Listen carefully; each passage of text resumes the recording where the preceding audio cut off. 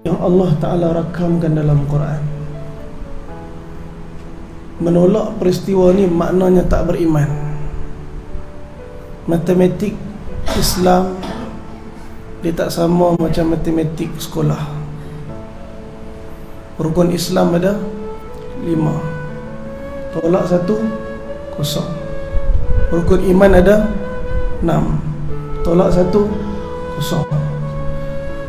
Kesempurnaan keyakinan ni telah dibentuk oleh Nabi kita sallallahu alaihi wasallam kepada para sahabat, sehingga iman yang ada pada jantung mereka menyebabkan segala masalah dunia mereka diselesaikan. Dan hakikat iman inilah yang menjadi asbab penyelesaian bagi semua masalah.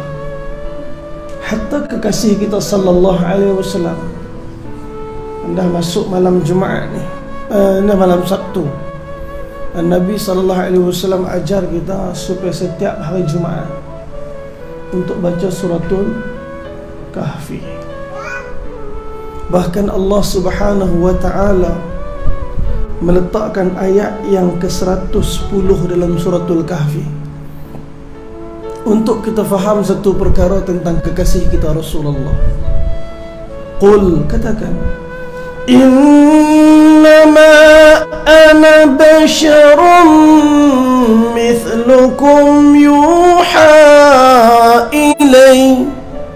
Beritahu pada mereka wahai Muhammad, beritahu pada seluruh pada umat mereka wahai Muhammad, ana bashar, bahawa aku ialah manusia, mithlukum seperti kalian, yuha ilai, Allah Ta'ala turunkan ke atasku wahyu, yakni untuk disampaikan. Dan inilah penyelesaian masalah dunia dan akhirat. Kita kalau kereta Pro 2 Alza rosak,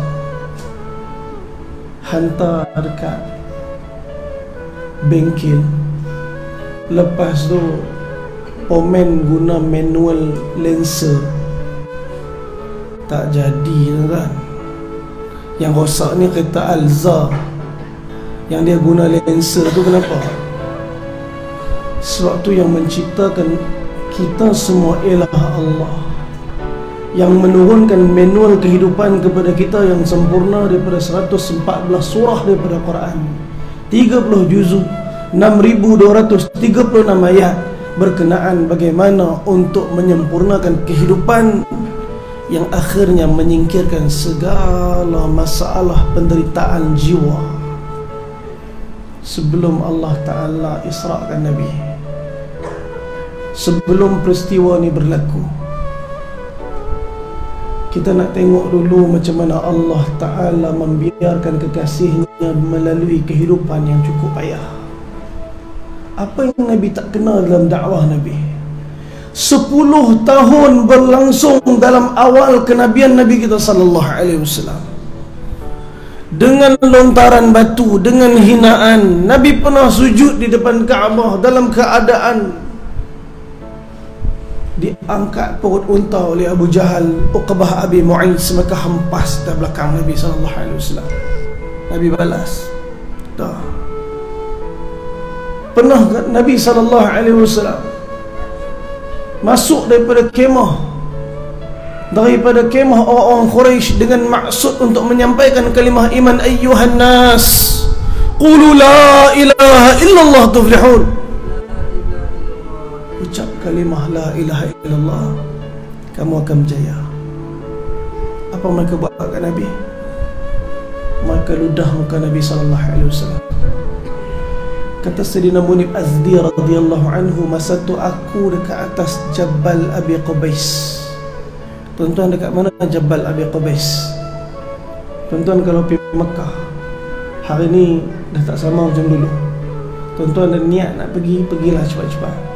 Semakin lambat tuan-tuan pergi, semakin banyak tempat surah hilang, semakin banyak tempat-tempat yang menandakan, menunjukkan tanda kerinduan hilang. Jabal Abi Qubais ada lagi tak? Ada, tapi disil dengan simen, dibina istana singgah di atas.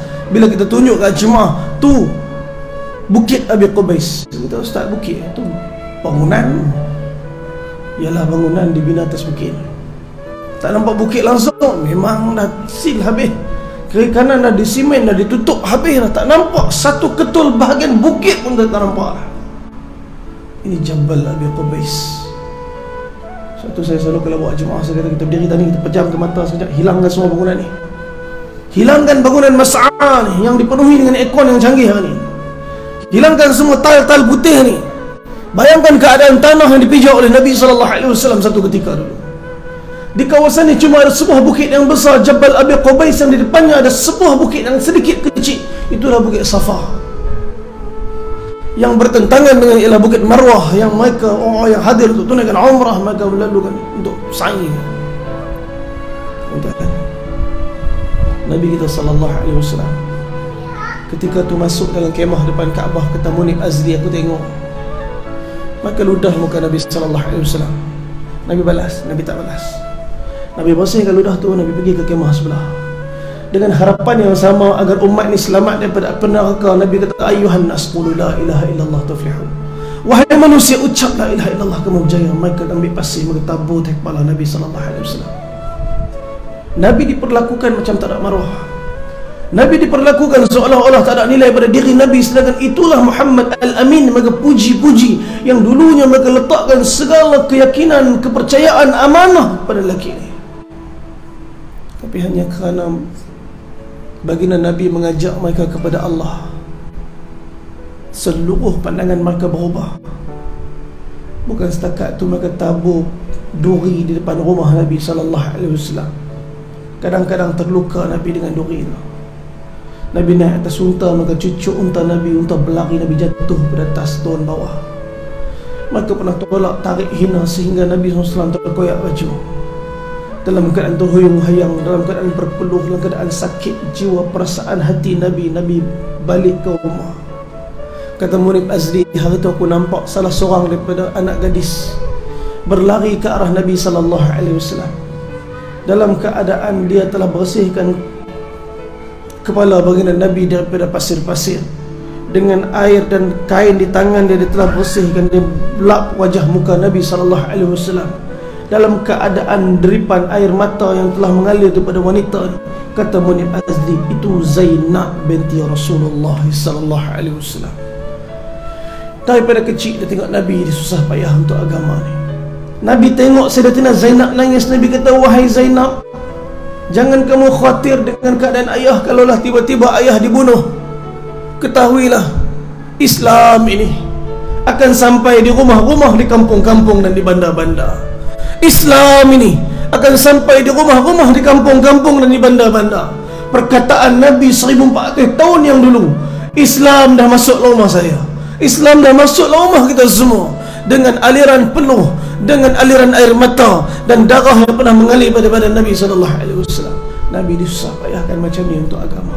Nabi balik rumah,